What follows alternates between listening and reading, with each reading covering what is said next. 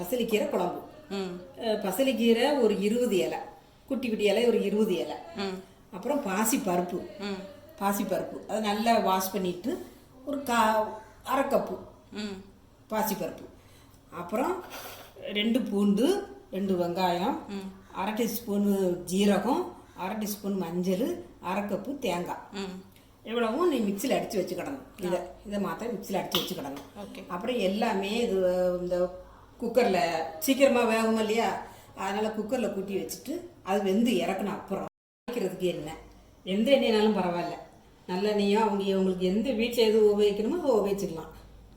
தாளிக்கிறதுக்கு எண்ணெய், கடுகு, அப்புறம் ஒரு வத்தலை 2 இது பண்ணி வச்சுருக்கேன், கொஞ்சம் கருவேப்பிலை. இதெல்லாம் இந்த கரண்டியில் கொஞ்சம் தாளித்து தேவைக்கு தக்கன எண்ணெய் ஊற்றி தாளித்து இதை எல்லாமே கூட போட்டு தாளித்து அந்த குழம்புல ஊற்றிட வேண்டியது. குக்கரை அடுப்பில் வைக்க, பருப்பு போடுது. இதில் கொஞ்சம் தண்ணி ஊற்றிக்கிடணும். 1 கப்பு தண்ணி, எண்ணெய் ஊற்றிக்கலாங்க. 1 கப்பு தண்ணி, அந்த வாஷ் பண்ணி வச்ச பாசிப்பருப்பு,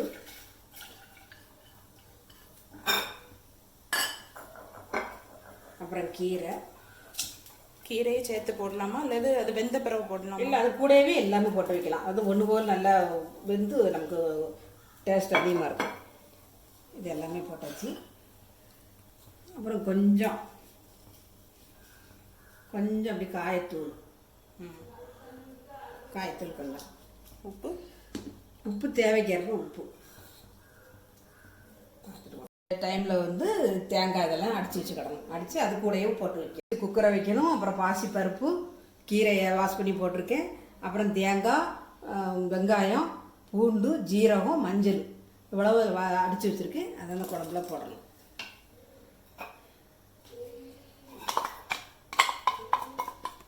கறி ஊற்றிக்கலாம்.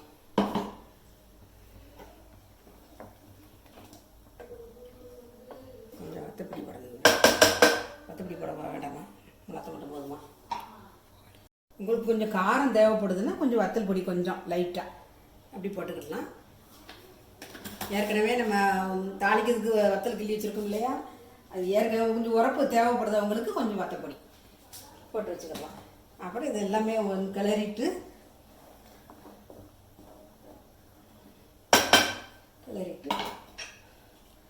குக்கரை மூடி வச்சிடலாம்.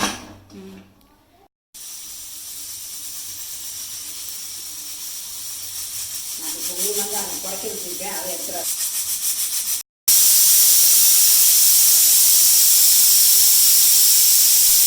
இப்போ இது ஓப்பன் பண்ணியாச்சு. 4 விசில் விட்டு இறக்கிருக்கோம். இது கொஞ்சம் குழுகுழுப்பாக இருக்குதுன்னு இருந்தால் தான் இது நல்லாயிருக்கும். வைக்கேன். இப்போ இது குட்டி கரண்டியாக இருந்தால் நல்லாயிருக்கும்.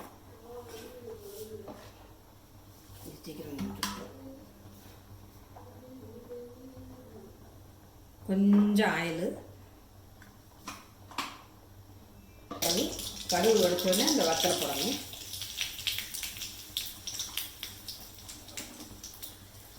வத்தலை போட்ட உடனே இந்த கருவேப்பிலை போட்டு